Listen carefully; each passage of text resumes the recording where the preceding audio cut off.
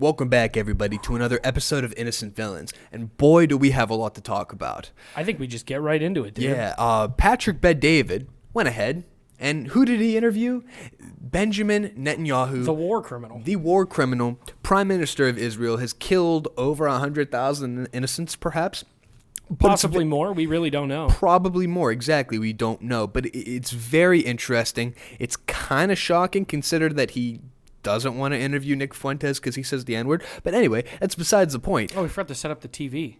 It's okay. We just watched from here. Yeah, that's fine. But it's besides the point. This is kind of infuriating, and the internet has been showing backlash, I think, to the couple podcasters that had Netanyahu on. You saw the Nelk boys. The internet was furious over that. And then you saw the guys from Trigonometry. They kind of gave like a softball interview. And that's kind of what this interview was a softball interview. Now, Patrick Bet-David, to his point, he did ask a couple of good questions, like hard-hitting questions, but he didn't follow up at all. He did not grill at all, and it was very frustrating. So this first clip that we're about to play is when PBD asks Netanyahu, what are the people in America who say that Israel owns America? Like, is that true?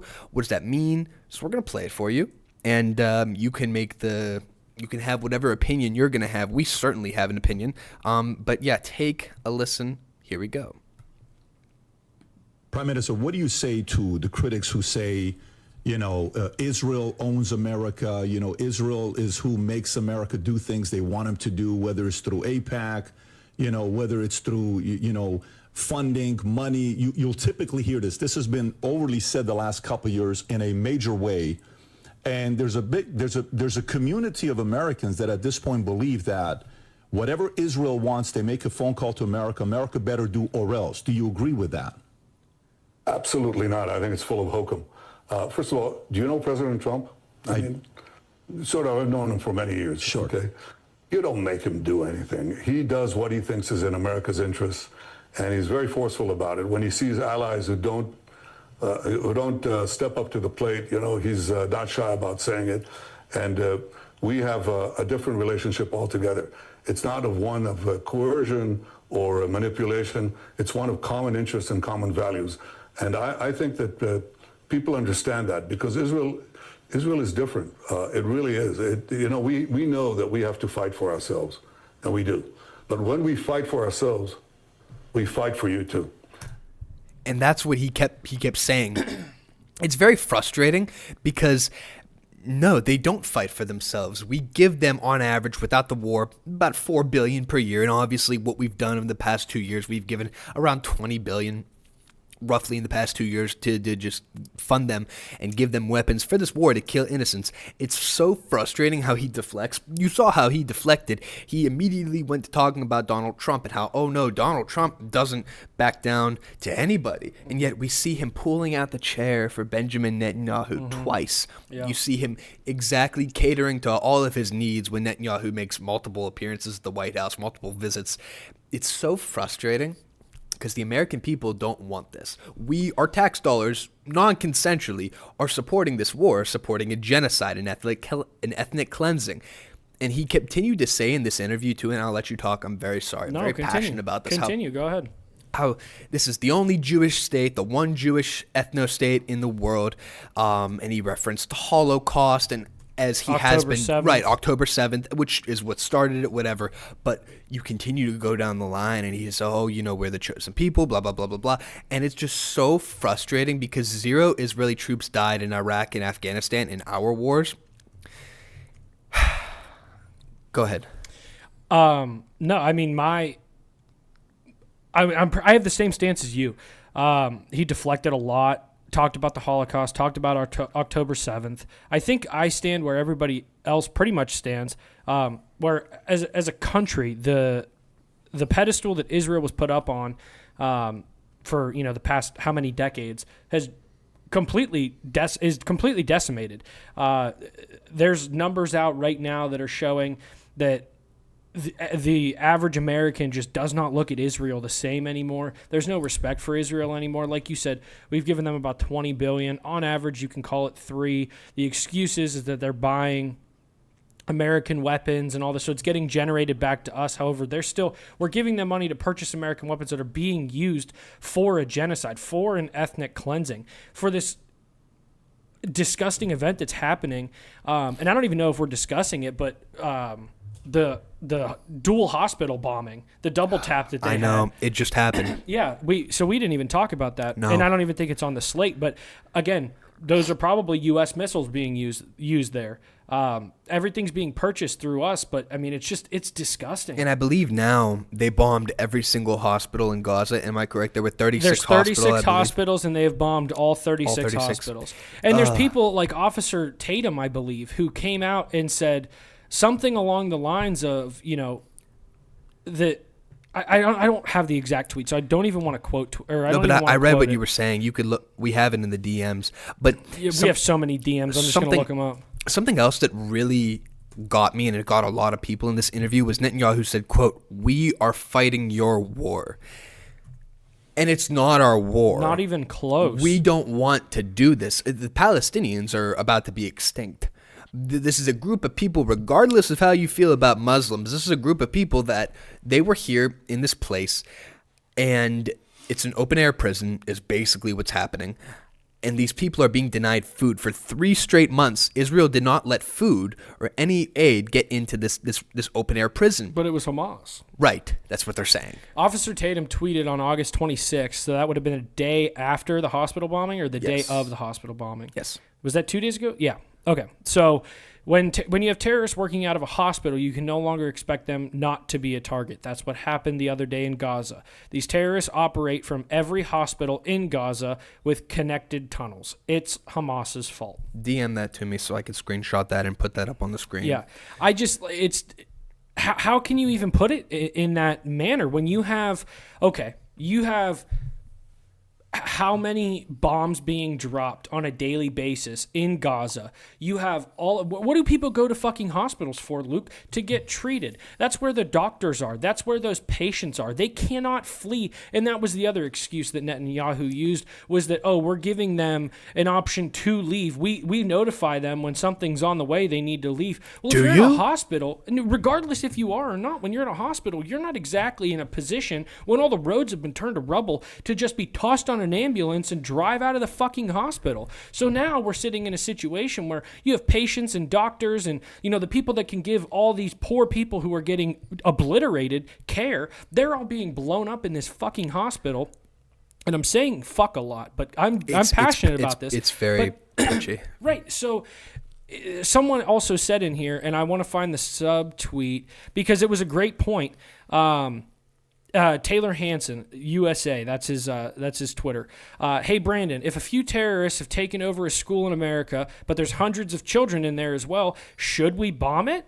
No, like that's the exact same, I guess, situation that's going on. How do you justify killing innocents because Hamas is in there? It's so crazy because a lot of these people claim to be pro-life. Oh yeah, and they're saying, but it is the complete opposite of being pro-life. And what we're seeing is a political realignment too. People on the right and the left are coming together on this issue. People that 5 years ago during the peak of COVID you wouldn't think would come together on anything. Right. I'm gonna send you a video so we could watch it. Just so it's on man. here. Just so we can see the hospital bombing. We'll see if YouTube allows it. It should, because it's not really. If it's not gory, we should be allowed. It's not gory. It's just that picture that they all go up and smoke. But, I mean, for anybody who hasn't seen it, which the chances are that you haven't seen it are slim to freaking none. It's freaking tragic, man. It really is. How is this I'm tired of seeing all of these videos on X, on TikTok. I don't go on TikTok much, but I know it's there. The other day, I saw a video of a man holding up his child who had their head blown off. Yeah, I sent you the video of the baby with the that was seizure. under the rubble that was in shock. I mean, tragic, man. It is tragic. It's tragic. It's disgusting. I don't know how we can continue to. I don't know how we can continue to allow this man to have a platform to speak. He has been tried as a war criminal.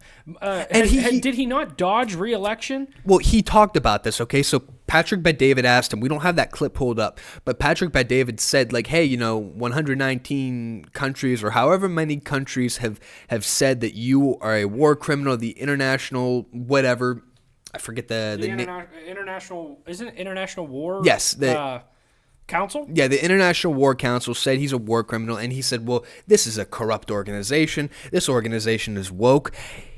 He didn't mention, though, he failed to mention that they did the same thing to Hamas. Yep. So this is not one-sided. This is very much the same thing. This doesn't seem to be corrupt. No. And it's very frustrating. Anyway, but here's that video that you were talking about, that you were referencing. Yeah. About the building. So we'll play that now for you guys. So mind you, I believe these are Reuters reporters and someone else. So they're all here to report. Now, again, we'll preface this video with reporters and journalists are not allowed on the Gaza Strip per Israel. Per Bibi Netanyahu, they are not allowed on the Strip. Nobody. So there was a bombing, and now this would be the second bombing. So they call it a double tap method. That's what they've been using. However, if you really look into it, is this not just a ploy to bomb a place, get more people there, get their helpers, or get their doctors, get aid, get first responders, and also get media coverage on that place to then bomb it again? Mind you, after this happened, Bibi Netanyahu comes out and says that they mistakenly bombed that hospital twice. Which, I'm sorry, Shai, but I thought this was the most moral army in the history of humanity. That's what he's been telling us. That's what they call themselves. That's what Ben Shapiro's been telling us. It's just so frustrating. We're going to play this video for you. Here we go.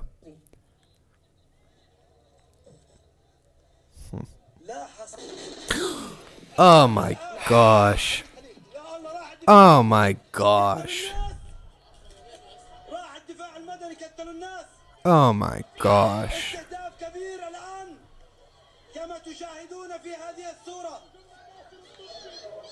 Innocence. If for some reason you guys don't see that clip, YouTube kind of flagged it and we had to edit it out. But nevertheless, it was a video of the hospital being bombed. Go on Twitter, you'll find it. That's tragic, man. And so we continue to see this, right? And normal people, normal hardworking people that just want to go on with their lives, they can't because we keep seeing this, okay? And we watched this whole interview. So to continue on, something else that Netanyahu said in this interview with PBD is that Iran has missiles already that can hit the United States, or that they plan to develop these missiles. And that's quite crazy considering that they're only enriching uranium to 60%, which is not the level that they can use to have missiles and have nukes that are weapons. So we'll play this video for you. They're developing now ballistic missiles that can reach deep into the heart of Europe. Their plan is to develop, the next thing is an ICBM, an intercontinental ballistic missile that will reach 8,000 kilometers. You add another 3,000 and they can reach New York. Where are you broadcasting from, by the way? Fort Lauderdale, Florida. Yeah, they can reach Florida, Fort Lauderdale, New York, Washington, Boston, and after that, any other city in the United States. Classic fear-mongering by this guy who has been saying this since the 90s. Shahid, I thought that we blew up all of their missiles. I thought that we got rid of Natanz and Fordo. It seems like that was a lie. It was. And you know who's been calling it a lie ever since? The only people that'll talk about it, which is Alex Jones and Nick Fuentes. And us. I mean, we all know that from the jump, Israel put the United States in a corner. They said, you're going to need to get in here. You're going to need to bomb them. They actively started bombing Iran after Donald Trump told them to stand down, backed us into a corner, forced us to get involved. We get involved, and now all of a sudden they're enriching uranium again. And now he's gonna turn the threat and say, oh well, they can hit the United States. Well, correct me if I'm wrong. Can North Korea's nukes not hit the United States? Can Russia's nukes not hit the United States? Could the Middle East not hit the United States? To me, I can't stand the fact that this two-faced fuck is coming on in a show that's supposed to be an independent broadcaster. Supposed to be. Sitting there being treated with nothing but respect and pushback. And I understand why PBD brought up his last topic, but he really only had, in my opinion, 3 or 4 questions for him that they just kind of rambled on about a little bit, and then he finished up with Syria. But there was absolutely no pushback from Patrick Bet-David at all. He has one more clip that we're going to play. He tried to confront Netanyahu on AIPAC controlling the United States, and we'll see where this goes. We're not going to play the whole thing. Here we go. Say to the critics who say, Israel owns America, Israel is who makes America do things they want to. We are fighting that war here. It's our Arab neighbors too. Incredibly brave soldiers. I said, well, to the weakness points, to the point of some compromise. Fight our enemies because the Holocaust says with you. America first and America only, and that debate's going on right now, which is a great debate. I actually like listening to both sides make their argument. What you said, do you think President Trump is a type of a man that you can get anything you want and make him do what he wants? I don't think President Trump is. But I do think Biden and others are. So the whole criticism of the fact that Israel, whatever they want, they can call America and have faith. All right, that was a false video. Anyway, sorry. It said it was Slight talking. waste of time. Yeah, sorry. It said it was talking about AIPAC, whatever, but I guess it didn't. We apologize for wasting your time. Okay, so PBD had on Netanyahu, who is considered by most to be a war criminal. Yet he still refuses to have Nick Fuentes on, specifically because he says the N-word. That is just a word. Nick Fuentes has not killed anybody. He's assaulted one person that tried to kill him, shut up his door. Nevertheless...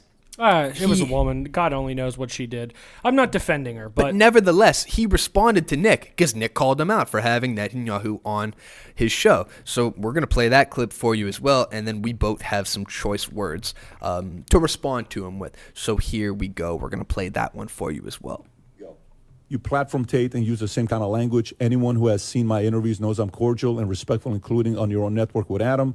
It's your prerogative, but I don't think anyone is buying this excuse. And Nick, great to see you here. Tate is half black, half white. His father is black. I believe you're white and Hispanic. He's talking about the N-word. Yeah. I may be wrong. By the way, you are cordial in interviews. Adam actually said that. However, you do get carried away post-interview at times when you react. And then is there a follow-up there? Is that it? Maybe that's it. No, okay. Seems like the goalpost is moving. Now the issue is that I'm using the N-word in my reaction. Not necessarily. I actually wouldn't mind sitting down and having a conversation with him. I'm just telling. This is from Nick. and what he I'm said saying that to multiple him times, and that's what bugs me. Is he continues to say, "Well, I would have no problem sitting down and having a conversation. Yeah, I would he's not actually there. enjoy it." Yet he refuses to invite him on. But he's going to have a war criminal. Nick had said it last night. Probably some, not all, but some of the people that he has say it behind closed doors. Listen, at the end of the day, it's just a word, and I understand that. It doesn't. I agree with PBD that. When you're talking about someone like Nick Fuentes, who's, you look at him, you see a white guy, you hear him say the N-word, you cringe a little bit because that's what, mainstream media has taught you to do, and you can't say that it's a no-no word. Understandable. However, to sit here and say that you won't have him on, how can someone like Candace Owens platform Nick Fuentes, a black woman, can look past the fact that he's using that word, but PBD's trying to put himself on this high horse? I can tell you why. Because he's scared. We have a clip to back it up. You want to know who I think says the N-word? I'll say it online. I think Vinny does. Oh, I think yeah. Vinny said it for sure. I think he says it. He I think said it Vinny before. said it for sure. Not Vinny to trash him. He's my favorite person on that show. He- Well, Tom. I will say, I think Tom, it goes Tom for me, and then it goes Vinny. Tom's a fellow Catholic. God bless him. He's the rational guy Yeah, on Tom's the a good set. guy, and Tom always ratios Yes, Adam. Always. Always. Yeah. But yeah, PBD is scared to have Nick on the show. So we're going to play the video that shows why. Here we go.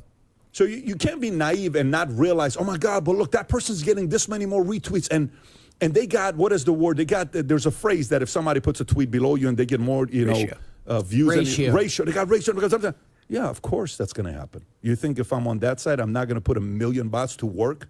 There's places there's businesses for this. But if I have someone on that Israel is furious, like let's just say if I have Nick Fuentes on, you know what Israelis are going to say? So disappointed in you. I can't believe you sold out. I can't believe you did this. They're going to say those types of things, okay? And maybe even try to actually get the interview to be flagged, okay? Like when we had Tommy Robinson on Minnect, story came out from the Times. I don't know if you have the story, Rob. Type in the Times. The Times could type in Tommy Robinson to Times and Minnect, okay? So they did a massive story, the Times, okay?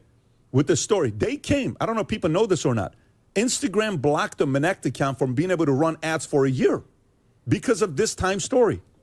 Tommy Robinson charging $20 a minute out of his personal coach to the far right, the self-styled anti-Islam activist, and this is from UK. They reached out directly to Facebook to have this happen to Minnect. And there you go. That's why he's afraid of getting the episode flagged. He's afraid of censorship. I thought this guy was supposed to be a patriot. I thought so too. But when you really dig into everything, I mean, I've listened to PBD. I have my opinions about the panel as a whole, There's parts of the panel that I enjoy. There's parts that I don't. I simply think that PBD walks over everyone on his panel. He does. He tells people to calm down. He doesn't allow people to finish their statements. He tries to kind of move along. He takes control of this situation where, you know, obviously Nick pops up in his subtweets and they're starting to, you know, go at it and whatnot. I just feel like for someone as so prideful as Patrick Bet-David to sit there and say, well, I'm not going to have him on because I'm worried about being flagged by the Israelis.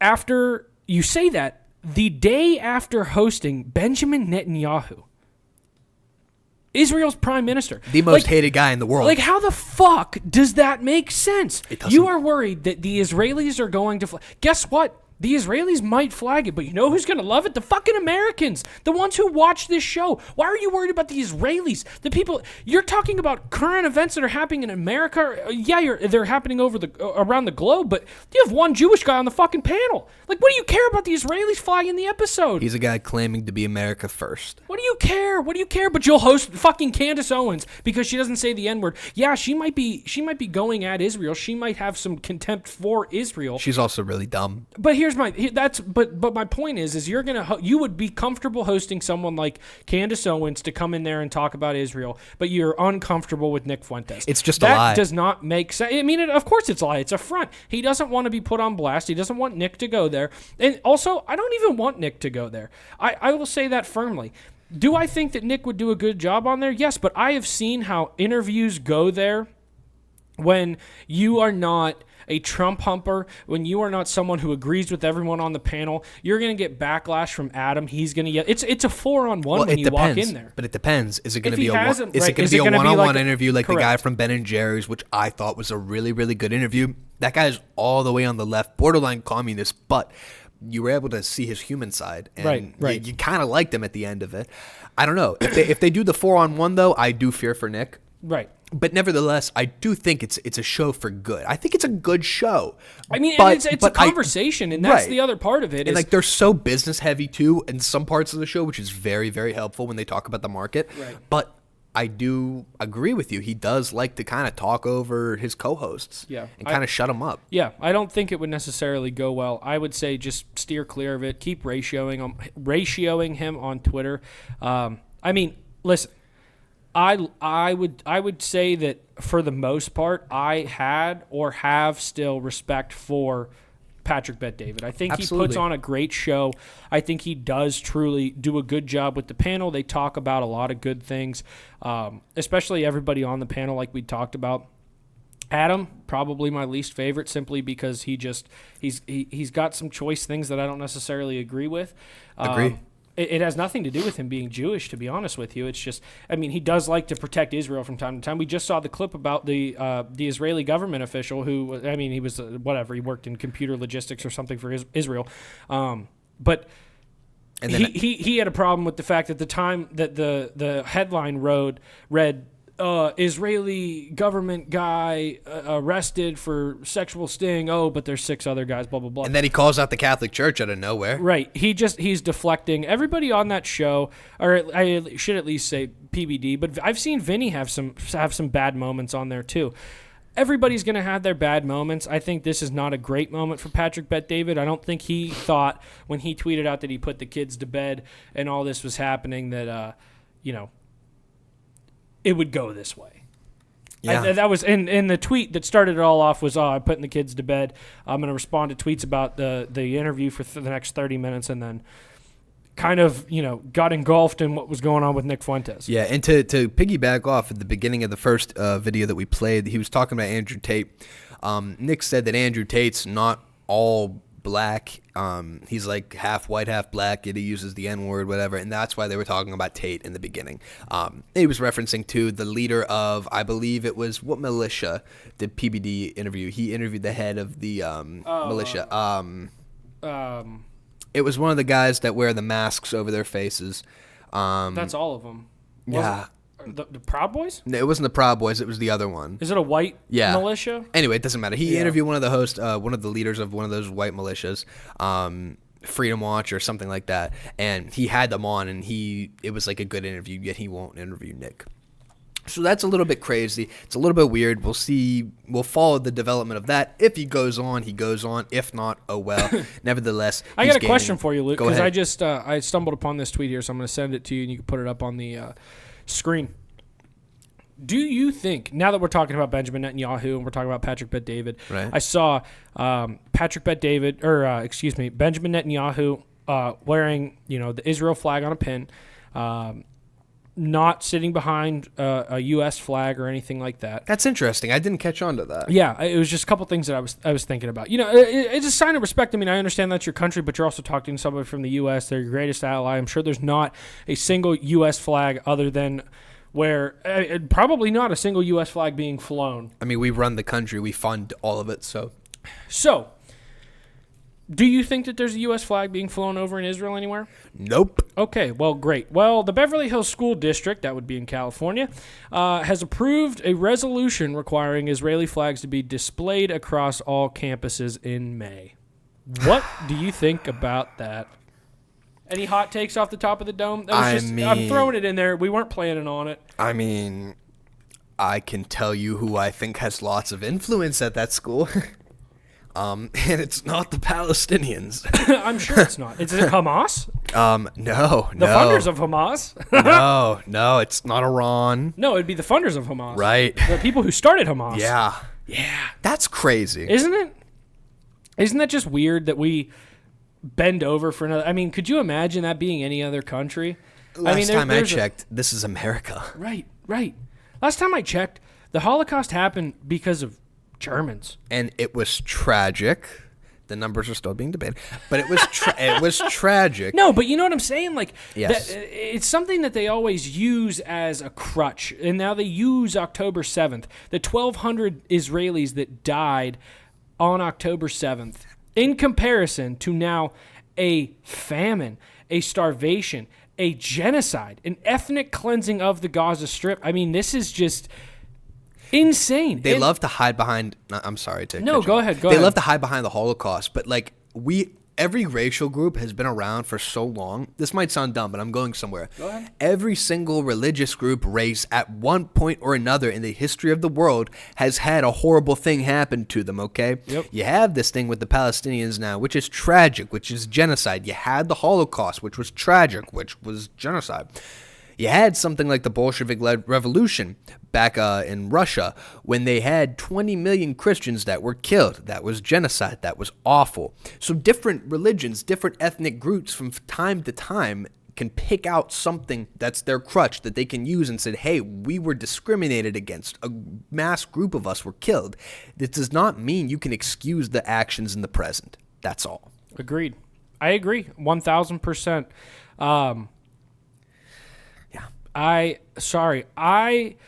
I want to switch gears because I really do now want to talk about this shooting that happened today. Well, it's a good thing we have that next. I know. Because I want to see how long this is, because if